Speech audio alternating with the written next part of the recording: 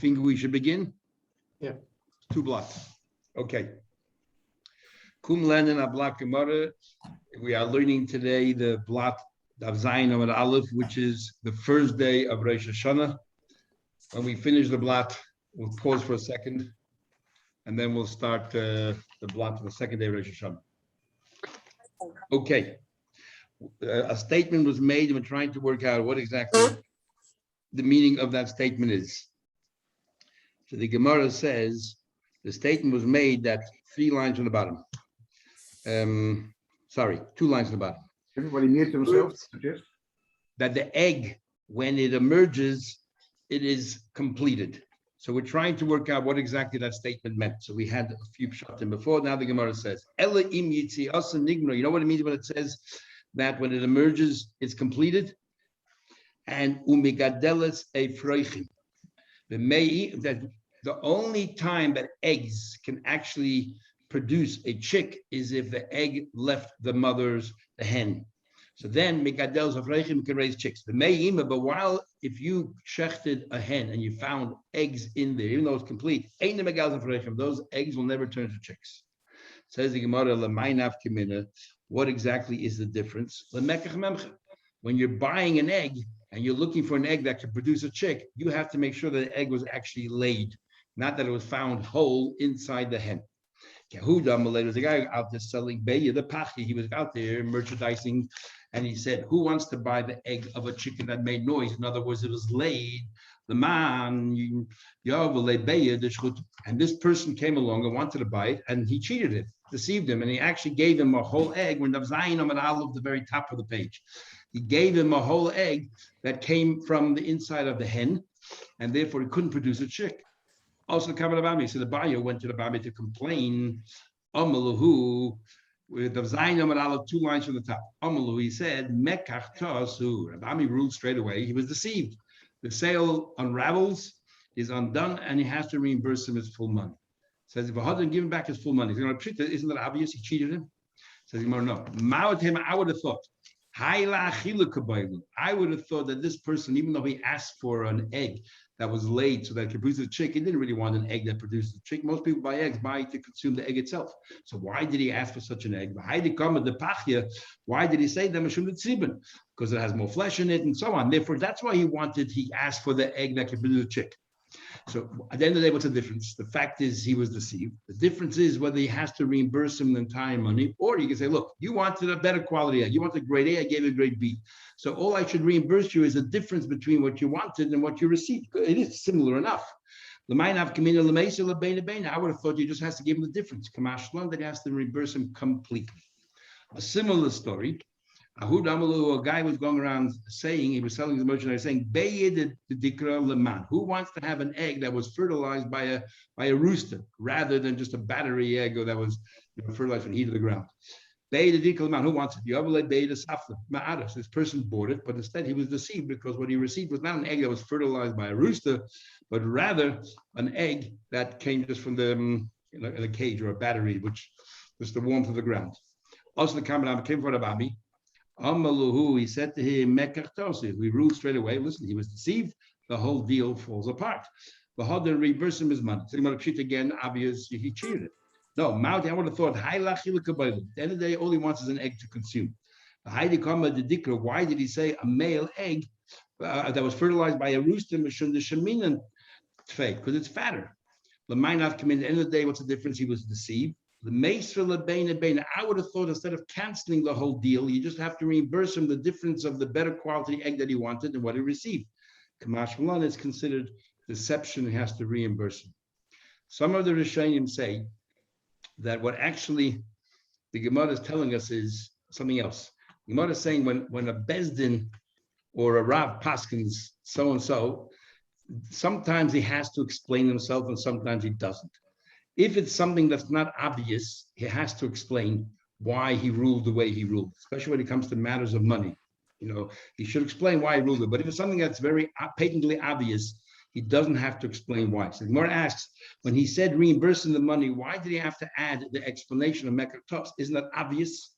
And the Gemara says it's not so obvious, because we would have thought people are asking for these quality eggs, not because they necessarily want to raise chicks, but because they think it's a better quality egg. And he says no. But nevertheless, they were cheated out of their whatever they asked for, and therefore they have to be reimbursed. Okay, we are up to the first wide line. I'm not sure in the out scroll we're up to. Somebody wants to tell everybody, so we're all on the same page. 7A1. Okay, there you have it. We're still explaining, giving different interpretations to this expression that was said, or that Rav Huna said, name of Rav, that an egg, when it emerges, that's when it's complete. The Beitza saying, we're going to give you two more possibilities. Another explanation, what do you mean when the egg comes out, it's full? Doesn't mean when the entire egg emerges, even if the majority of the egg emerges, it's considered as if it was laid. What does that mean? Rabbi Yechon said, interesting halacha. Beya on Erev Yom Tov, we learned till now, an egg laid on Yom Tov is forbidden. So Rabbi Yechon said, Beya sheyatza ruba me'erev Yom Tov. On Erev Yom Tov, majority of the egg emerged from the hen, and then it went right back in. The chazer, it went right back in. And Rabbi Yechon says, it's treated as if it was already laid Erev Yom Tov. So when it emerges entirely on Yom Tov, you can eat it. Muteres la'achal b'Yom Tov. You can eat it on Yom Tov proper because it already was laid yesterday. Even though the entire egg didn't come out, only majority, that's good enough. The Ikadama and others say, what does it mean? Im yitziasa nigmara. Others want to say exactly the opposite. You know what Rav meant when he said that when the egg comes out, it's completed? Imitzias kula nigmara. Only if the entire egg came out. Imitzias kulin. Only the entire egg emerges. Abarubal, but the majority egg emerges. It's not considered laid. This comes to argue with what Rabbi Yechanan said. Okay, so that ends that part of the discussion. And now the Gemara continues. Says the Gemara, Gufa, let us analyze something else that was said previously. Now we're going to talk about an egg. We learned yesterday, a few days ago, that Vova Beis in the Beitza, it says that, ironically, from a very cow, you're not allowed to have meat and milk together, yet the very cow produces the milk. But because the milk is considered a separate entity from the cow, so obviously it's milk. And the same thing with a chicken. An egg, even though it comes from produced by the hen, it's not considered fleishiks, it's considered parav, and you can have it with milk. So we learned, but what happens if you found the egg inside the chick? So Gufa, let us analyze what we learned before. If somebody shechts a hen, somebody shechts a hen, he found that they complete eggs. If you shechted a chicken, a hen, and you found in there complete eggs, you're allowed to eat it with milk. Even though you found the eggs inside the hen, you're allowed to eat it with milk. Rabbi Yaakov disagrees. He says, if, for example, it didn't have yet a shell, and it was still connected with sinews to the hen itself, it's considered at this moment as flesh, and also you're not allowed to eat it with milk because it's still fleishiks until it separates completely from the hen. Man Tana, so who's the author of Lahadu Rabban? Who's the author of the following brisa that we learned? If you eat a carcass of an animal, it contaminates you. But we have a unique halacha that is a bird, a kosher bird that dies. So that's called the velan, the carcass. That's the only animal that does not generate any tumah unless you eat it. When you eat it, you become tameh, and the clothes you are wearing become tameh. You have to eat it. So if somebody eats from the carcass of an oif from a kosher bird, so look, it will make you tameh and your clothes tameh. And but if you touch the bird, even though it's dead, it will not make you tameh. Because it says in the pasuk, only if you eat it. So if somebody eats from the nevel of oif, or if somebody eats min hashalo shel beim, that if you eat from the eggs while they're attached to the different sinews, so they're attached to the veins, there's no shell around it, and it's still attached to the hen. Or minoat samis, or from the bones, uminagidin, from the veins, the sinews, uminabasa shenitlush melachai. If you eat a piece of flesh of this bird, but that piece of flesh was cut off the bird while the bird was still alive before it died. So none of these things produce any tumah whatsoever. It's not considered part of the hen. So if you eat from the eggs that are attached to the veins of the sinus, it's not considered as if you're eating from the hen. It's totally separate from the hen. Okay, but then it continues. But if you ate minha eshkel, if you ate from the eshkel, I will soon see what that is. If you ate from the cluster of eggs, minha kurkevin eshkel shebeim is also the flesh. Eshkel shebeim means the flesh around the eggs, the part of the bird that it's attached to. Minha kurkevin from the gizzard, mayin from the intestines, or you took some of the fats and you turned it into liquid and melted down the gummy, you swallowed. All of these things are considered tameh. They're all considered part of the hen. They're all considered part of the ten. Now, man tana, who's the one who says, min hashalol shall beim tar? Who's the one who says that if you eat the egg and it's attached with veins to the hen, it's still considered tar, it's not part of the hen? Obviously, it's not Rabbi Yaakov. Rabbi Yaakov said before that you're not allowed to eat that egg with milk. In other words, he considers it as meat, as part of the hen. Here we're saying that it's not part of the hen when it comes to the laws of Tumah. So obviously, it's not Rabbi Yaakov. Amar Rabbi Yosef. Rabbi Yosef said, like Rabbi Yaakov. Obviously, he does not follow Rabbi Yaakov. Because Rabbi Yaakov, if follows Rabbi Yaakov, didn't he say, if it's attached to the sinus, it's still considered part of the hen. It's considered meat. And asudas, it is forbidden to eat with milk. So obviously, it also makes you tameh. And of course, Abaye would never let his teachers, Rabbi Yosef, just say a statement without him asking anything. Amalei Abaye asks, Memai, how do you know? Dilma, perhaps. Adkan like Amar Rabbi Yaakov Hasam. Perhaps till now Rabbi Yaakov didn't say there Ela Inyan Isura. Maybe Rabbi Yaakov is talking about meat and milk, and therefore he says that egg was attached to the sign is considered meat. Aval Inyan Tumah. Here we're talking about the laws of Tumah. And perhaps he'll agree when it comes to Tumah, it's not really part of the hen, and therefore it doesn't generate any Tumah life. If you're going to tell me, nevertheless, Inyan Tumah Nami, but it comes to Tumah Nigzer, why don't we at least say that we should treat it like meat? Let's, because if it comes to milk, we treat it like meat. When it comes to Tumah as well, let's treat it like meat, at least with the Rabbanon. So we should be extra careful. So for example, when it comes to the egg, why does Rabbi Yaakov say that if it's attached to veins, you're not allowed with milk? So with the Rabbanon, we're worried because people will look at it and they think it's a piece of meat. And if you allow them to eat that with milk, they'll think you're allowed to eat chicken with milk. So therefore, it's exerted Rabbanon, say the same thing regarding Tumah. So Rabbi says to Rabbi Yosef, but maybe no. Afushit Tumah, all you're doing is expanding the laws of Tumah. Afushit Tumah mid Rabbanon. We don't like to expand the laws of Tumah. So Rabbi therefore says to teach Rabbi Yosef, you drew a conclusion that is not necessarily so. You thought as Rabbi Yaakov, who says that they cannot conform with Rabbi Yaakov because he holds that the eggs are considered part of the hen. That's only as far as milk is concerned. As far as Tumah, perhaps Rabbi Yaakov agrees with the Rabbanon, it's not part of the hen, and therefore you will not become Tameh if this came out of the hen that died. Vikadamri was another version. The question is as follows. Man Tana, who learned the next part of the verse where it says not about the Shalal Shalbeim, but about the Eshkel Shalbeim. And that is that there's another way of learning. The other way of learning is that eshkel of eggs is different than shalom. Not the way we learned originally, but eshkel of eggs means eggs that are attached with sinews to the hen. And shalom means that the egg is almost fully ready. It's already sort of detached from the hen. And then it already has some kind of membrane around it. It's already becoming detached from the hen. So and it said in the end of the Brisa that if it's an eshkel, it is considered part of the hen, and you will become tameh. So we ask man tana, who's the one who says that an eshkel shall be tameh? Who's the one who says that if we talk about the eggs? Right now we assume that eshkel shall be mean we're still talking about the eggs themselves, but they're attached to the hen through these sinews. Who's the one that says that the eshkel of eggs you are tameh? Rabbi Yosef said that must be Rabbi Yaakov. Rabbi Yaakov is the one who says that the eggs, if it's still attached to the hen, is considered part of the hen. He said, if it's attached to the hen, it's awesome. Abaye said to his teacher, who told you the definition of eshkel and shoal is the way you learn? That eshkel means it's attached with the sinews, and shoal means that it's already detached, it's forming its own membrane. And that's why there's not part of that. Who told you that?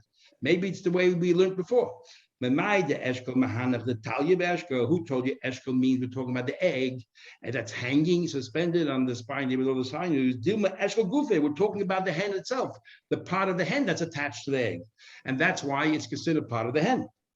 I the chitema. You're going to tell me eshkel gufe man lember. We're talking about the eshkel that's mamish part of the hen. Of course, if you eat it, you become tummy. That's part of the hen. What's the point of telling us that? There is a point. Just like there's a point in telling us about the gizzard. Why telling us about the gizzard? Isn't that part of the hen? Of course, you become tummy if you ate it, of an avela or b'nei ma'ayin or the intestines. But the point is the avagav the bosan, even though they are flesh, even the iki incha la'achli, because people don't eat it. Maybe it's not really considered food. Eat the meaning you need to tell me that the gizzard and the intestines. What's a kurkavan? Gizzard. It's like the bladder. What's a gizzard? A urinary bladder? By a bird. It's like the pupik. Okay. Halchanami here too. Kivan the ika inchi. Because there are people, there are people who will not eat the eshkol, that's the part of the hand, those veins over there that are surrounding the egg. So we would have thought it's not treated as food. And that's what the Bryce is telling us. It's a flashmina, that is food. Nothing to do with the argument about the egg themselves. Now it tells us an interesting thing. Something about the anatomy or the behavior of different birds or species. Kosher tashmisha b'yom, any particular species that generally mates and during the day, then noel b'yom, they give birth during the day. Kosher tashmisha b'layla, if they mate at night, noel b'layla, they give birth at night. And kosher tashmisha bein b'yom bein b'layla, those that mate by day and by night, then noilid bein b'yom b'layla, can have children or lay egg, whatever it is, by day and by night. So Gemara explains that. Kosher tashmisha b'yom, who we're talking about, there's utana goyla, talking about a hen. They generally have relations during the day, and therefore they lay eggs during the day. Kosher tashmisha b'layla, anything that has relations at night, zu atlev, that's a bat. And it's a kosher tashmisha b'yom b'layla, that they don't pick any particular hours, day and night. Adam, talking about a person, b'chol dumling, any other animal that's similar to a person. So they can have children any time of the day.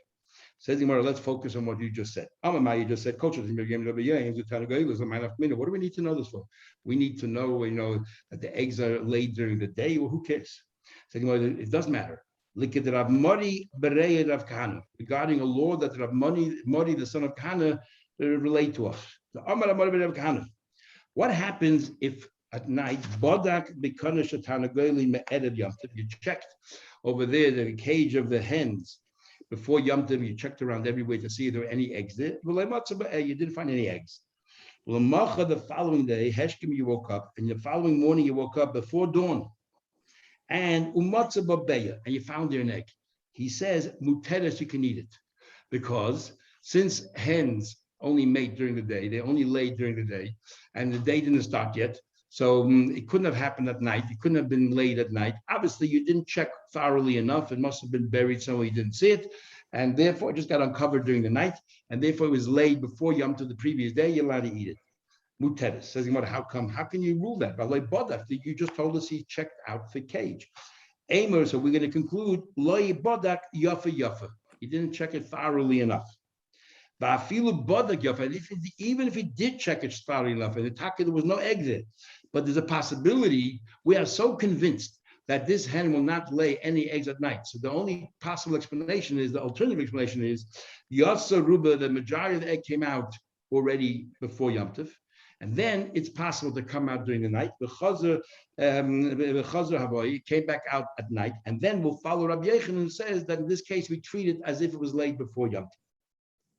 Says the Gemara, it's not so. Omar Rabbi Yossi ben Sholem Rav, didn't Rabbi Yossi say in the name of Rav, Bodak bekono shatana goyla, if you checked out the cage of a hen, me'edet Yom Tov if you didn't find it, similar circumstance, you didn't find any eggs. He woke up before dawn of matzah, but hey, if I eggs, he actually says quite the opposite. Rav says that no, that he actually will say that the egg happened during the night on Yom Tov and forbidden to eat it. Because you checked it in the beginning of Yom Tov, there's nothing there. Obviously, it happened at night. How can it happen at night? You just said a minute ago it doesn't happen at night. So the Gemara says it depends how this hen lays eggs. Depends if it was fertilized by a rooster, if it happened through a rooster, or it happened through just the warmth of the ground. Safna da'ara. If it happened by a rooster, it's only during the day. Safna da'ara, it's 24 hours, 24/7. Hasam b'desafna ma'ad. There, Rav was talking about a case where there's no roosters around; it's just the hens, and therefore the eggs can be laid anytime. You checked out of Yom Tov, nothing there. You found it the next morning. Obviously, it was laid at night. So therefore, it's an egg that was laid on Yom Tov. We're talking about where there's a rooster. If there's a rooster, then at night, definitely no eggs will be laid. It had to be there from before Yom Tov. Says the Gemara, so how does Rav Mori know then? Maybe even if there's a rooster around, maybe it happened Safna Da'ara. If you found that you didn't see any eggs pre the beginning of Yom Tov, you found one in the morning, maybe the hen was just from the Safna Da'ara, the warmth of the ground. Says the Gemara, but there was a rooster around. So what? So what? How do you know how it happened? Okay, there's a rooster there. But how do you know this particular egg came from a rooster? Maybe it came from the warmth of the ground. Amar Avina Gemini, there's another biological fact that we learned.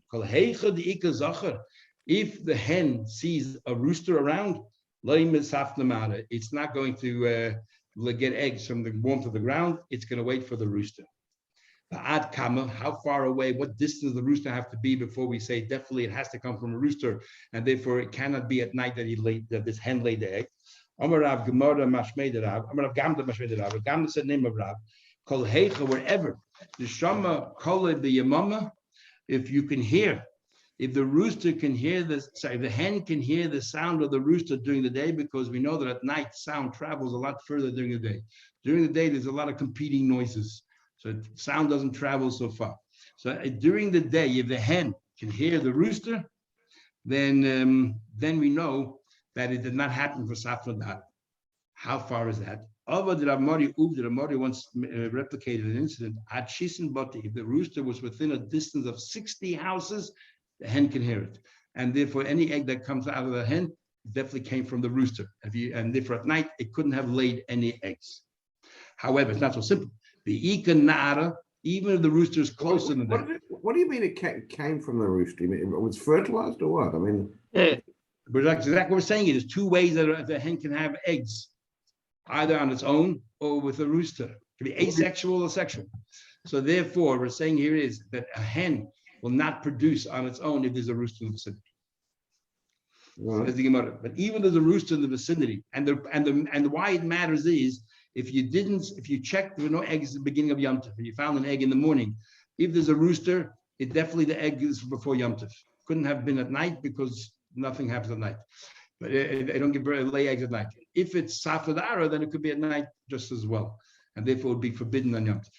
Says even if the rooster is in the vicinity, but the Ikanada, this obstruction, for example, is a river that's intersecting between these two, the rooster and the hen, then obviously you cannot rely on the rooster. But if there is a bridge, it'll cross over.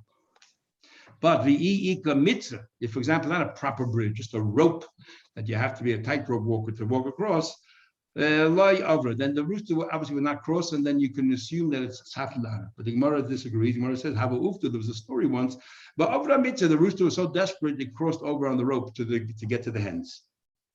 Says the Gemara, so what are you telling me? So you're telling me that what?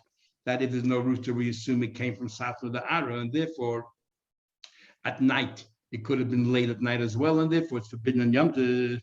So my area bodak, what's the relevance that you checked? Ki loy bodak nami, even if you didn't check, we're gonna come in the morning, you see eggs, you can assume it was late last night and it's forbidden on Yom Tov. Why is it you're telling me that if you checked, there are no eggs, and then you found an egg, it must be from Yom Tov. And if you didn't check and you found eggs in the middle of Yom Tov, we'll assume that it will happen, that night from Safra Da'ara. Says the Gemara, no. Ki like, but if you didn't check, if you didn't check, we're going to say, you know what? Probably came from yesterday. Why? Because most eggs still are laid during the day. So if you didn't check and you have no idea where the eggs came from, we're going to assume, we'll attribute it to the majority, which is during the day. So it must have happened yesterday. If you checked first thing in the morning, Yom Tov, before dawn, it must have come before Yom Tov. Says the Gemara, so keep bodig nami, even if you checked the beginning of Yom Tov, you didn't find any eggs, and you tell me the next morning it must be at night. How do you know? Maybe the eggs were later at a Yom Tov, but then it went back into the hen and came out during the night. So therefore, it's considered like Rabbi Yechon a pre-Yom Tov egg. Why did we say Yatsa Ruba v'Chazar? and it came back in. Rabbi Yechon says the Gemara, Rabbi Yechon l'shkiach. That incident, Rabbi Yechon, is not common. So we're not going to attribute it to that it was laid on Erev Yom Tov, went back into the head. No, then we'd rather say it probably was laid on Yom Tov proper. Another thing Rabbi Yossi ben Shaul said, name of which is totally unrelated, but a law that he said, Hai tumashchika. If you see of a garlic that is ground up and it became liquidy, sakanta liguluya, you shouldn't eat it the following day if you left it exposed, because a snake might have drank from the juice of that garlic and would have put some venom in that garlic. So we don't do that as well. These are the laws of sakana, which we'll have in Avodah Zarah, all the different laws there about snakes or other matters to do with sakana. Says the Gemara. Back to our Mishnah. Our Mishnah, we had another argument between Bisham and Basil. Beishamai said, when it comes to the yeast, then the amount that is forbidden at Pesach is the size of an olive. When it comes to chametz, it's the size of a dry date, or a date that's dry, which is larger than an olive but smaller than an egg. So he makes two different shiurim depending if it's yeast or if it's just bread. And Basil said there's no difference between the two. So first we'll start with Shammai. Why does he make a difference? Because he says very simple. Let it the Torah just say chametz. Why doesn't the Torah just say chametz? Why mention say at all? And I would make a kal v'chomer. I would say ma chametz, the chametz that it itself is leavened bread, but it cannot cause others to become leavened. It's not, it's not considered really chametz. It's not sour enough to produce other leavened bread. Yet because zayis is already also the size of an olive, and it's yeast. Surely surely should forbidden the size of an olive. So why does the Torah mention the size? I'll tell you, I'll tell you that are two separate amounts. This is a kazayis by chametz, but when it comes by sa'or, when it comes to chametz, it's the size of a krisemis because it's less significant. What exactly is sa'or? Like yeast. Just yeast, like yeast grains. Yeast. Yeast. When you make challah, you put some yeast in there. And the yeast, what it does is it causes the challah to rise. A packet of yeast which hasn't actually risen is not allowed. Yeast is not just itself chametz. It makes chametz. It makes other things leaven. That's what it does. That's its role. It itself is not so edible. Nobody eats yeast. It's you only put a little bit of yeast in, but what it does is it causes the bread to rise, the dough to rise. So it's much stronger chametz than just a piece of bread on its own. So therefore, Shammai says it's two different amounts. The stricter one is a kazayis, the less strict one is a larger amount, which is the size of a date. Basil says no, they're both the same size. So why does the Torah have to mention both? Because if we only knew one, we wouldn't automatically infer the next. And why is that? Well, Basil, you need both. Because one talks about yeast having our thought, yeast makes sense. It causes other things to become leavened. Therefore, it's forbidden the size of an olive. It doesn't cause other things to become leavened. Maybe it's not even forbidden. The Torah has to spell it out. No, says just say chametz. No, because only chametz. I would say chametz is edible. That's the final product. But when it comes to yeast, yeast which is not suitable to be eaten at all, maybe yeast is not even forbidden. It's not really food. Therefore, the Torah has to highlight both, but they're both exactly the same shear. Says the Gemara. So Beishamai doesn't agree with the principle of Rab Zera. Beishamai was a Tan of Zera, was an Amora, but Rab Zera says something which makes a lot of sense. And that is, remember, there's two sins regarding chametz and Pesach. One is eating, consumption, and one is having it. Bal yira, bal yimatzah. You shouldn't see it. You shouldn't even have it in your possession. So Rab Zera come along and said, Rab Zera said, Pasach hakosa b'sa'or. The Torah starts off talking about sa'or. It says sa'or lo yimatzah b'vatechem. And then the pasuk says b'sayim b'chametz. The pasuk says you shouldn't have any sa'or in your possessions. And then it says, and whoever eats chametz receives kares. Why change from sa'or to chametz? Just say whoever eats it. Why suddenly introduce chametz? Loimlach. So Abzeda says to tell you when it comes to eating, zeh sa'or the chametz. They both have exactly the same laws. They're both the same amount. So how can Shammai come along? What's Shammai's logic? Says the Gemara, I'll tell you. If it comes to consumption of chametz, kuliyam lepligi, there's no discussion. Now, why they both agree, Hillel and Shammai, that's exactly the same amount. They're both a kazayis. Kipligi, you know what they're arguing? Li'inyan beer. They're arguing regarding having it in your house. By Yirah, by Matzah. Here already, the Torah gives you shouldn't have any chametz in your house, and you shouldn't have any sa'ir in your house. Why does the Torah have to separate the two? The Shammai hold lo yafin beer machil. You don't compare destroying the chametz from eating the chametz, two different separate laws. So when it comes to Bayra by Matzah, there's a difference between chametz and sa'ir. They still holds yalfin and beer machila. You do compare the two. You compare beer and achila, and therefore they're both exactly the same amounts. The whole machlekes Sham Hill regarding destroying the chametz, not having it in your possession. Avalina achila comes to eating. Everyone agrees zev zev kazayis. Both are kazayis. Tanya we learned in the Brayse. Lo yira lecha chametz v'lo lecha sa'ir. It says the same time. It says twice. Don't see, but one place it says chametz and one place it says sa'ir. Zehu machlekes shebein beishamai. So that's the whole argument when it comes to seeing chametz, having it in your possession. Shebeishamai oimim sa'ir bekazayis. Shammai says that sa'ir and chametz are different. Sa'ir is much stricter as a kazayis, and chametz bekaseves. And chametz a date. And they they're both now, but they're only arguing by Yirah. When it comes to eating, everyone agrees it's always a kazayis.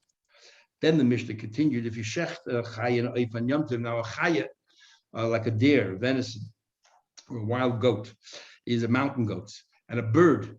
They have a separate law, two laws. One is that their fats are permitted, not like behemoth, the fats is treif. By them, their chaylev is permitted.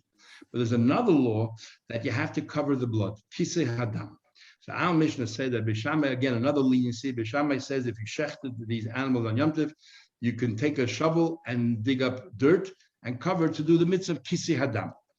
And Basil says you can't, but then the Mishnah concludes, but Basil agrees if you did it already, you shechted already, then you can use the shovel. Now, we don't know if there are any preconditions about the shovel. Did you prepare it? Did you set it aside? Because there are a few issues here. When you're digging a hole, if you're digging a hole in your house, it's called boina, you're building. If you're digging a hole in your garden, you are actually like plowing, and that is chayrish. And then the dirt itself, if it's in clumps and you break it down, it's like grinding. So there's a number of malachas there that's involved here. And yet, Shammai has no issue at all, and Hillel says, but the evidence it's all right. So what's going on here? Says, first of all, the expression ha-shoichet, where the Mishnah introduces halacha, sounds like if you already shechted, blah, blah, blah. It sounds like the evidence sounds like only if it already happened. But if you ask a Rav, can I go ahead and shecht on Yom Tov and then cover the blood with digging it? He would tell you no. That's what it sounds like. So the Beishamai is talking about if you already shechted, what do you do now? So he says, take a shovel and dig out some sand. Aim a safer, but then look at the next part of the Mishnah. Basil says, La yishchait, don't shecht. The words of the hill is don't shecht. Sound like you haven't done it yet. And you're asking, can I? And the Rav says, you don't have sand prepared? Don't shecht. Which means Beishamai says, I don't care if you don't have anything prepared. Go ahead and shecht. So the wording hasheichet doesn't sound right. Because the word hasheichet sounds like if you already shechted, and if Shammai and Hill are arguing, they're both arguing the same case. So what's going on here? Miklal, it would seem from the words of Hillel, he says, don't proceed to shech. Sounds like that the Tanakama, Beishamai, the first Tana, Sabishcha, you can. What's going on here? So you want to hold a cash, it's not a problem. What he's saying is, don't shech. This is what Shammai says. This is the first thing. This is what Hillel says. Hillel says, of course, we're talking about a case where you already shechted. So when Hillel says don't shech, it doesn't mean don't shech. He means if you shecht already, don't shecht now and cover it. So the don't is not on the word shechting. The don't is on the what follows the shechting. Covering the blood, don't cover the blood. That's how the Gemara initially wanted to learn pshat. So the Gemara, it can't be. Let's continue the Mishnah. It says, but they both agree. If you already did shecht, dig with the shovel, cover it. So clearly, Hillel agrees if he did it already, it's all right.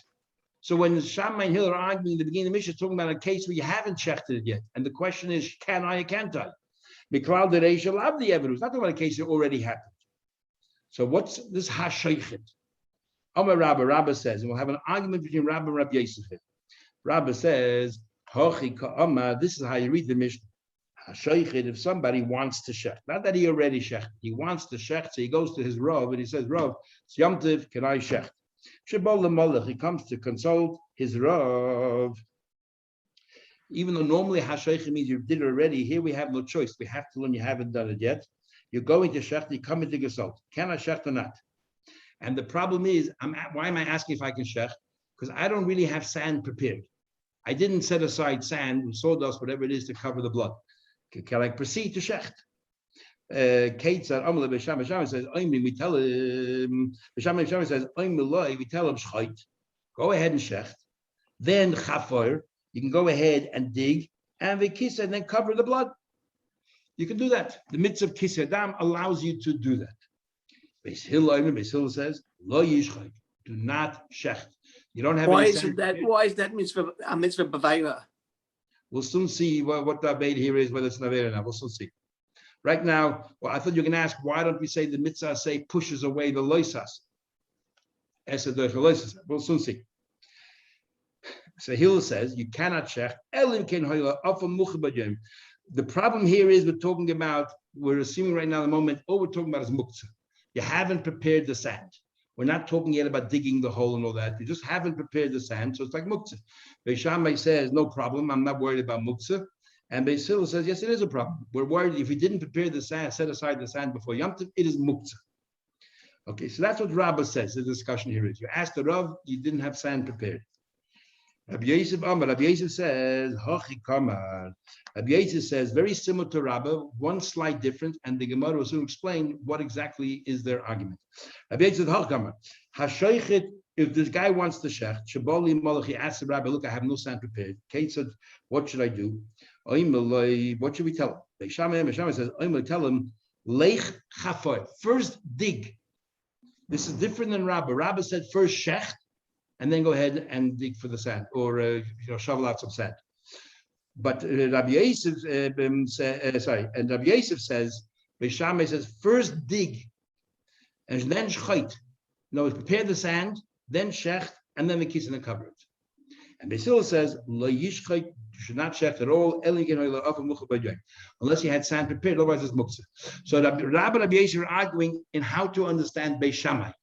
Beis Shammai, should you shecht first and then you use the shovel to take out some of the sand, even though it wasn't prepared? And Beis Hillel says, no, first dig the sand, and Rabbi Yosef says, first dig the sand and then shecht. What's the argument? Rabbi said, Rabbi Yosef, Lema, it seems to me that Mar, the Rabba, that you, my teacher, and Rabba, my other teacher, but the Rabbi Zera and Rab come afflicted. You're arguing in the law of Rabbi Zera in the name of Rab. And what is that? When we do Kisei Dam, it's not enough just to cover the blood. It has to have a cover on the ground, some sand on the ground. Then you put the blood on it, and then you place sand on top of that. So, and that's the argument, perhaps. He said that first you got to put sand on the floor, then blood, and then sand above. It says the shafach of dama, you should pour out the blood of this bird or the chaya. The chiso bi'afar, cover it. It doesn't say offer, it says bi'afar, inside the sand. Cover it with sand inside the sand. Afal nema doesn't say sand, ela bi'afar, inside the sand. The sandwich. Sorry. Yes. The sandwich. Exactly, like the man. A cover on top, a cover on the bottom. You need sand below and sand beneath and sand above. So therefore, it seems to me, the mad, you hold like Rab Zeta, therefore you say the first thing you should do is dig up some sand to make a cover of sand on the ground, then put the blood, then put more sand on it. And Rabbi, less Rab Zeta. Rabbi says first shecht and then cover it with sand. Obviously, he doesn't hold Rab Zeta. Rabbi Yosef says you totally misunderstood. Rabbi Yosef said to his prize student, Abaya, Bein Lididi, Bein the Rabba, whether it's myself, whether Rabba, Eastland Rabzeh, we both agree you need to have some sand on the bottom, beneath the blood. This is the argument. Interesting argument. Rabba holds, Rabba holds that if there's going to be sand below, and now you're coming to ask a shaila, so we'll tell you, fine, go ahead and shecht, and then place sand on top. But Eloi, if there's no sand below, so the first thing you have to do is to dig up some sand below. We're not going to allow that. We're scared you're going to dig up some sand below. First, you have to prepare some sand. If you want the blood to sprinkle on the ground, you need to have some sand first. So I'm worried, says Rabba, we're going to I'm worried that Rabbi says you can have some sand on the bottom. We allow you to prepare some sand. If somebody can mute themselves, please. Where are you going? If you have sand on the bottom, and then you're going to It's change for your me. mind, and you're not going to shecht. Comes out that you moved the sand for no reason. You made a tirch, a bother for no reason, and that bothers us. So Rabbi never says. Rabbi, so if there's already prepared sand on the bottom, that's fine. When will you Somebody arrive could at please your mute parents' themselves. place? The Eloi, but if not, Okay. Eloi, if you don't have Very sand good. on the bottom, Oh, we're not lovely. going to let you. Bring me back some kids. If you don't have sand on the bottom, we're not going to let you shech. We're scared you're going to change your mind. Chayshina, we are worried. Dilma mamlich v'loy Okay. shachit. You might Okay. change your mind and not proceed l'shchita. So you dug up sand on Yom Tov for no reason at all. According to me, Is it okay now? ha adifa. According to me, it Benny, is. can you mute your microphone? Benny, Okay, Sige, thank you. can you mute your microphone? Okay. Okay, That's it. okay, bye. Bessie, Yep. usually they want me to mute it. Mute it. You want to mute it? Okay. Ulidi, I say ha'adifa. I like it better. If we're going to say to him, if you don't have any sand prepared, we're not going to let the chef. What are we actually achieving? He won't have meat to eat on Yom Tov, and the mitzvah of simcha on Yom Tov. So bottom line, just to repeat, Rabbis of the opinion, you need to have sand prepared before you shech the animal. So you have sand on the floor, the blood squirts out from the animal, and then you cover. Where's the place, please? Daf one. At the very bottom of the page, if somebody can tell me what we're up to, by the two dots. Which page? 7B and I don't know. 7B4. 7A4. Which one? 7B4, the very bottom of the page. 7 Duffy 7, is it? Yeah, 7B4, the very bottom of the page. 7B4. Okay. Do you have it? Okay. We're talking about eggs. Why are we suddenly bringing all this business in? Because this is the last. Remember, we had 3 arguments in the Mishnah between Shammai and Hill, where Shammai was more lenient than Hill. Once we brought the first thing about eggs, where Shammai was more lenient, we brought 2 other cases where Shammai was more lenient.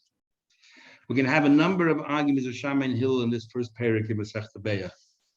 But these are unique. Shammai is lenient. It's unrelated to the eggs business. Nothing, totally unrelated. Is this the only place where Shammai is more lenient than Hillel? No, there's a Mishnah in Masechta Idias which lists all the cases where Shammai is more lenient than Hillel. And in some of these cases, not even mentioned there, but we mentioned it here. So we conclude that according to everyone holds that you need sand on the bottom, blood, and then sand on top. According to Rabbah, if you don't have any sand prepared, we're not going to let you go ahead and shech. We're not going to let you go prepare some sand on Yom Tov. What if you change your mind? And you did it for no reason. And Rabbi says it's better to let him. Worst comes to worst, he changes his mind. But otherwise, it's only muktzah. Otherwise, you're going to prevent this person from having meat on Yom Tov and to mitzvah to eat meat and to be b'simcha. Okay, we're up to 2 lines on the bottom. But everyone agrees. Everyone agrees that if you did shech, that even Hill agrees, you take the shovel and you take out some sand. So what do you mean? But you asked the question that isn't it digging and how can you do that? So Naveris and Imar explains. It's not so straightforward. We are talking about where you actually have a shovel already there standing in the sand before Yom Tov. The shovel is already inside the sand. So all you're doing is lifting the shovel, and when you lift the shovel, some sand comes with it. So you're not actually digging anything out right now, or we'll soon see, maybe you are, we'll see, but the shovel's already prepared sitting inside the sand. So the Gemara, but I have a problem with that. Well, okay, let's say there's no problem there with the digging itself, but other Ketisha, if you have lumps of the sand, you have clumps, and then you break the sand down, isn't that grinding?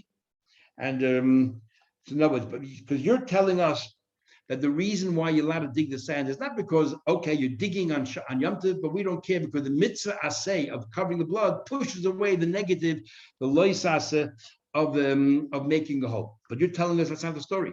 The shovel's already prepared, it's already inside the sand. No Avera is being done from the Torah, and that's why you're allowed to do that, because it's already dug up. You just have the shovel there, you just didn't pull it out yet with the sand and put it aside. But what about the other malach of the Torah, of grinding? Because it's still attached to the lumps. Says the Gemara, on the top of the page, we're talking about offer to tuach. There's no lumps here. We're talking clumps here. We're talking about where the sand is very soft, and therefore there's no issue there about grinding or breaking up the sand. Says the Gemara, but what about the hakav guma? You're forming a hole. If it's inside your house, it's boina. If it's outside, you're chaydish. The fact is, right now the shovel is sitting inside the ground and the sand covering it. And when you pull the shovel out with the sand, you just formed a hole.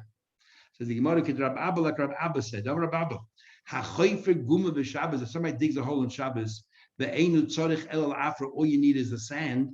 This is called a malacha shein tzricha legufa. You're doing the malacha of digging a hole, but I don't want the hole, I just want the sand, which is the case over here. So it's a malacha shein tzricha legufa. Normally we say it's asamid rabbanon, but Rashi says over here, you're actually ruining it. Since you have no interest at all in the hole, you're actually ruining your garden, or you're ruining your house. And mekalkel is potter. This ends the Gemara of the first day Rosh Hashanah. And now we're going to learn the Gemara for the second day Rosh Hashanah.